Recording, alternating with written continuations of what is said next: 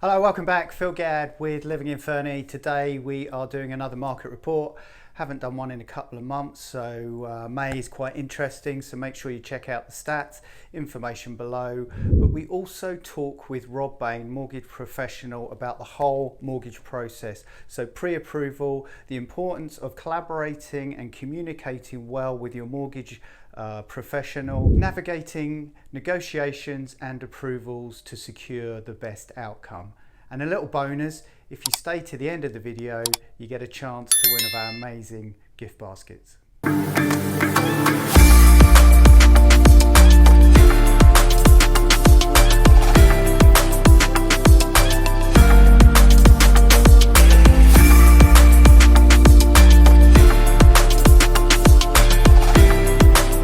Okay, so welcome to my market report. Phil Gadd, livinginfernie.com, market report, May 2023. I'm going to dive straight in. New listings, we've got, stuff's coming on the market. It's that time of year. It's up 60%, 27 new listings in May. I've got a feeling that trend is going to extend into June. What is surprising though, down 22%, the number of sold listings from May 22, only 13, so down 22% there. But list price are up and sale price are up. So the list price, the average list price in May across the board in Fernie was 735,438, up 6%. And the actual average sale price was up 11% on last year to $719,962. So as you can see, prices are climbing. Interesting numbers here. Sale to list ratio was up slightly to 97%. So things are pretty much selling for what they get listed for or thereabouts. And days on market is down 57% to only 30 days in May, which kind of means that, when listings are going up, they're selling pretty quick. Now, that is a big sign, and another big sign is the MSI that we always talk about here on my market report. That's up 60%. So the month supply of inventory is at 5.21. And that means that we are edging, as the data suggests, towards a buyer's market. But there's a bit of a caveat to that. I don't feel like it's a buyer's market now. I think it's a bit more of a balanced market. Buyers are having lots of opportunity, but sellers still command leverage, I feel, in this market. So that's an interesting number. So that's a number that we should really take note of and see where that lands next month. What is interesting, and I showed this a couple of times in my last market reports, is the 10-year trajectory of the average house price, the average selling price in Fernie from 2010 to 2023. And as you can see, this graph was actually taken 2 months ago. So I didn't do a monthly report last month, but 2 months ago in March, you can see at the top there, it flatlined a little bit from 630 to 878. Well, look at it now. It's actually jumped. So house prices are moving upwards still in the year from 2022 to 2023. And as you can see, if you bought in 2010 and you still own a property, then you probably got a decent amount of equity, and it might be time to think about, making a lateral move, buying that property that you think that you need to move into.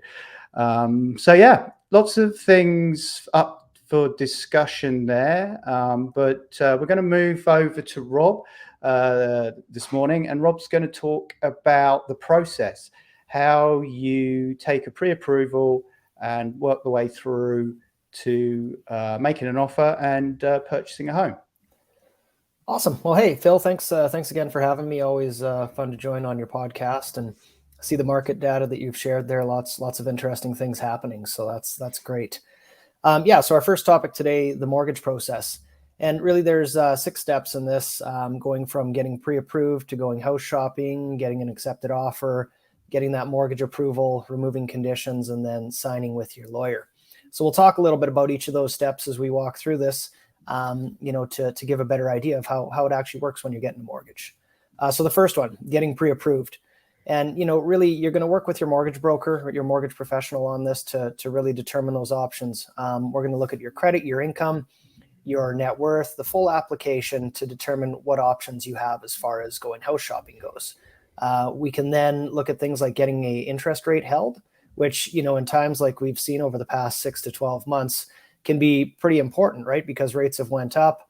Right now, there's a little bit of uncertainty in the market. We'll talk a little bit about that at the end. But really having that rate hold and that pre-approval in place gives you a timeline for having that interest rate and locking it in and knowing what it's going to be for when you potentially purchase that house down the road. And most lenders will offer that, and they won't in fact force you to stay with them, I guess is the word that I'm looking at. So when you do buy that house, if rates change, we can look at getting that better rate at that time. So really it's a great option for somebody looking at a house just to give them a little bit of a safety net. Really also having a pre-approval is a very valuable tool for negotiating on that house, because if you can imagine multiple people being interested in the same property, if I'm selling a house, I know that I'm probably going to lean towards the person that has a pre-approval versus the one that doesn't, just knowing that it's probably going to be a smoother sale transaction, and I'm a little more certain that I'm going to sell my house to that individual if they've already been pre-approved. So Phil, I guess, to throw a question to you from your perspective and, helping those buyers and sellers, like how much value do you really put in a pre-approval for a client that say is purchasing a home? Well, not so much as value. I mean, and the value is absolutely there, like you said. Lots of reasons why: negotiating power. It's more essential for shopping for homes. I typically don't really. My process is meet the client initially. Say I don't know, comes in from a sign call, comes in from a lead. Don't really know them. I talk to them about their who, what, why, where, how, and in that conversation discover that discovery call. I get a picture. They paint me a picture of exactly what they're looking for. Sometimes they're pre-approved and working with someone, but if not, in that conversation, I will set the seed, and immediately after that call, I will forward them pretty much your information, and in that conversation express to them the importance of reaching out to someone like yourself, a mortgage professional, to start that process. So I don't necessarily it doesn't if people are in that stage where they want to get looking, my process is we discuss what the like the discovery call, we get where they want to be, or we get a bunch of properties they want to look at, and we typically will schedule them in, sometimes even not knowing they're pre-approved, but knowing at the point of the first showing, typically a week. We give them a few days, so there's a bit of a buffer, but my goal is by that time they're pre-approved. So even if they're not, they get it, because yes, it's essential. It's essential for showing people. It enables them to think about a lot of things. Well, the biggest one, how much is going to cost them per month, which then they can, budget for. And also, when we get to the place of making an offer, then it's like you say, it's a big negotiating power having that pre-approval, to a point when I write offers now. I include that letter or a letter from the someone like yourself to substantiate the offer, to show the seller that one, we're pre-approved, and sometimes even where the down payment is coming from. It just gives the seller so much more comfort and satisfaction knowing that the person making an offer is capable of actually following through on the condition if they have the financing condition in place. Those are a bunch of great points in there, Phil. So yes, thank you for elaborating on all of those and adding to it. The pre-approval process itself, I guess, as well, just to talk about it briefly. It's a pretty simple process. I mean, for myself, with my clients, we'll have a conversation. And then from there, it'll lead to, them completing an online application, 15 minutes of their time. Then from there, I get to work, let them know which documents I'm going to need to verify income or down payment. And then from that point, we're basically pre-approved at that stage, as long as everything comes together as planned. That can happen as quickly as, maybe a day or two. In most scenarios, it's maybe 2 to 3 days, as long as they can get me what I need as far as the documents and information goes on a relatively quickly basis. It's not a long process, right? So I think that leads into your timeline of, scheduling those property showings, a few days out. We can usually meet that, right? So it's pretty easy to do all those pieces. Yeah, absolutely. Because I do get the call saying, "Oh, I want to look at houses right away," and those calls kind of, maybe when I was a younger agent, I would have sort of jumped on those. But my process now is kind of, by the time that we're looking at the first house, I know pretty much everything I need to know about the client, and I also know they're either working with you, or if they're not working with you, then I know who they're working with. I've contacted them. I've had that conversation. I'm confident that by the time we're looking at houses, my clients are pre-approved, even if pre-approval is the last thing they've thought about. That's how important it is. So, but I don't make that like, if you're not, oh no, we're not pre-approved. Oh, right, okay, well, we're not going to look at houses then, because obviously, some people need that education on like what we're talking about now. So all good stuff. Yeah, exactly. So so that's kind of the step number one, and that one that's a big one, right? The pre-approval. Step number two, and we talked a little bit about this, that going house shopping stage. Really sometimes clients will jump to this step first, which we can always do the pre-approval in a rush or quick fashion. If they do, but really it's a much more fluid process that works better if we do that pre-approval first, then do the house shopping second.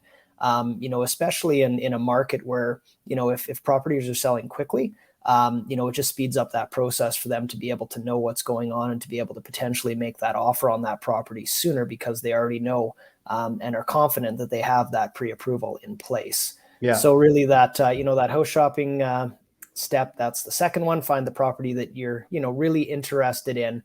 Yeah. So then from there, we move to the stage of, really working on getting that offer accepted. So you're going to be, dealing more so with your realtor and the sellers in this scenario. You're going to go back and forth a little bit, submitting an offer in with what you think maybe the value for that property should be, and really what those conditions are as far as possession date.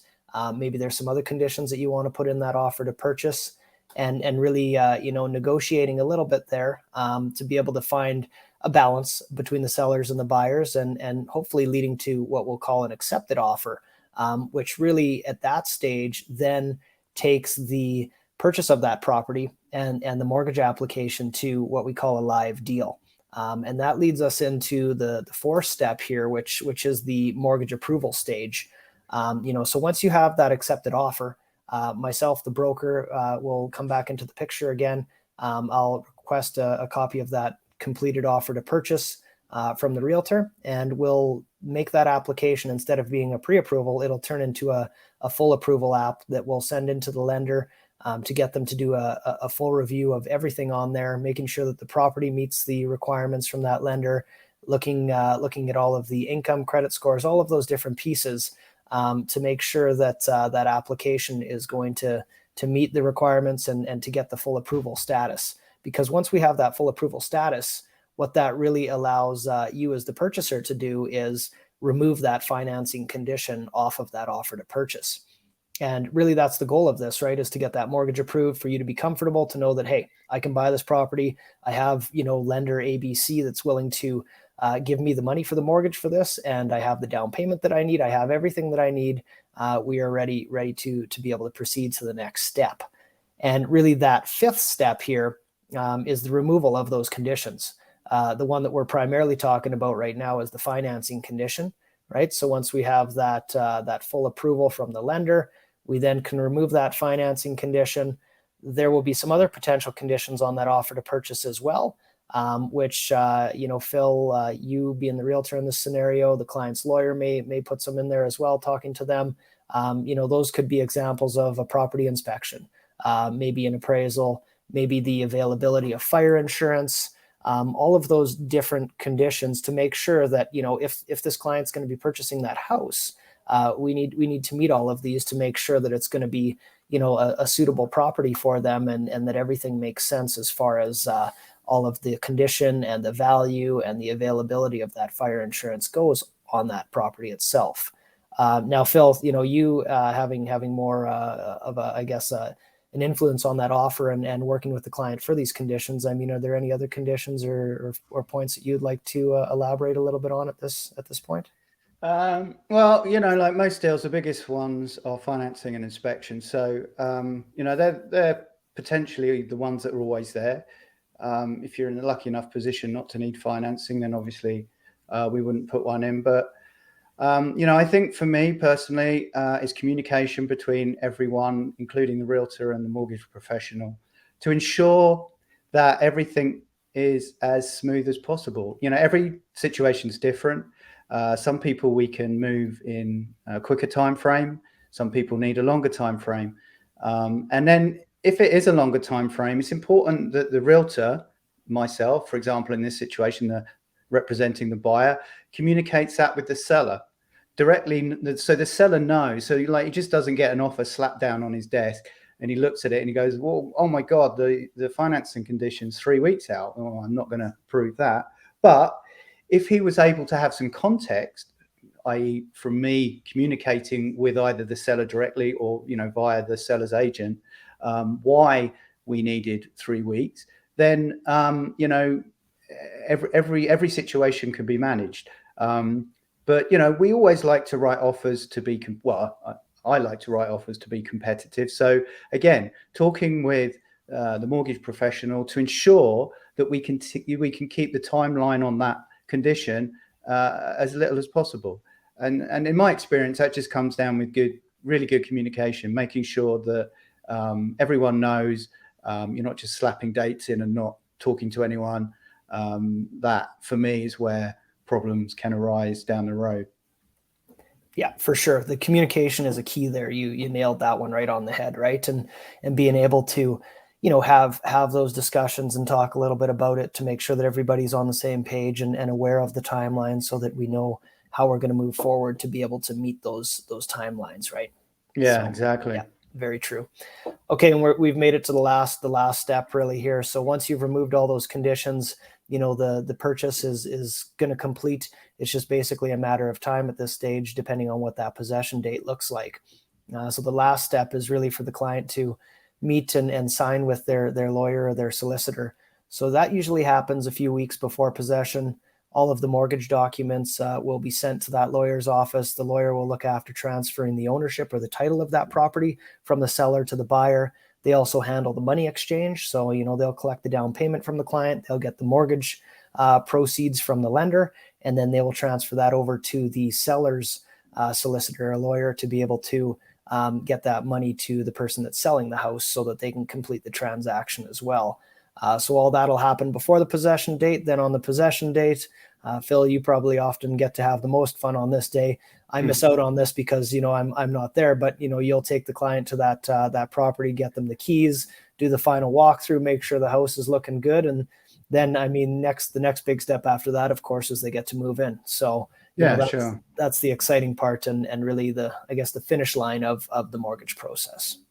Yeah, absolutely. Typically we would kind of, check out a property maybe, 48 hours before, just to ensure that, everything's in order. But yeah, the fun part is handing the client the keys on possession. Typically possession or the registration happens anywhere from 10 a.m. till the end of the day, depending on how quickly it can move through the lawyer's office. And at that point, the point of registration, the email sent from the lawyer to me, and I can inform my clients of the amazing news that they are the proud new owners of their property. So yeah, that is a good fun day, and actually it's a good time. I put a couple of, there they are right there pointing at them. A couple of lovely gift baskets that we typically hand out to clients who buy with us, who sell with us. We just generally like giving out our gift baskets because they're quite awesome, filled with lots of local goodies. So I just thought it'd be fun that if anyone comments below or even books a consultation with either of us, that they stand a chance to win one of them. We'll figure it out. But yeah, write a comment, schedule an appointment. All the information will be below this video. So just a little fun thing there if you want to get involved. So yeah, well, thanks, Rob. That was really insightful into the sort of process starting from the pre-approval all the way to close. And I hope people have found that interesting. If you have comments, please put them below the video. We'll be happy to answer any of your questions that you have. Until next time, I'm sure Rob will be back with some more awesome, interesting real estate mortgage information for us. But until then, thanks for watching, and we will see you next time. Awesome. Thank you.